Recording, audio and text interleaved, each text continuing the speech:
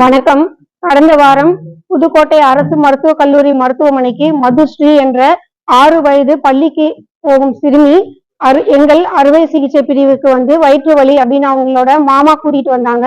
அங்க அவங்க வயிற்று வலிக்கான காரணம் எல்லாத்தையும் பார்த்துட்டு அங்க ஒண்ணும் இல்லை அப்படின்னு சொல்லிட்டு குழந்தைகள் நல மருத்துவர்கிட்ட அவங்க அனுப்பிச்சு வச்சாங்க. அங்க பார்க்கும்போது அந்த குழந்தைக்கு கண் இமை ரெண்டுமே தொங்கி போயிருந்தது.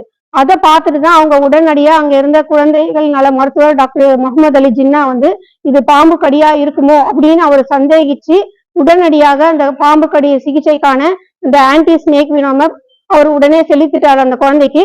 ஆனா இதுல என்னன்னா அந்த குழந்தைக்கு எந்த இடத்துலயுமே பாம்பு கடிக்கிறதுக்கான அறிகுறியோ வலியோ வீக்கமோ எதுவுமே இல்லை. அந்த குழந்தையும் எதுவும் சொல்ல, வேற பேரண்ட்ஸ் பெற்றோருக்கும் எதுவுமே தெரியல, கூட்டிட்டு வந்த மாமாவுக்கும் எதுவும் தெரியல. வெறும் வயிற்று வலியும் தான் அவங்க கூட்டிட்டு வந்தாங்க. அந்த கண் இமை தொங்குறத பார்த்துட்டு தான் அந்த குழந்தைகள் நல மருத்துவ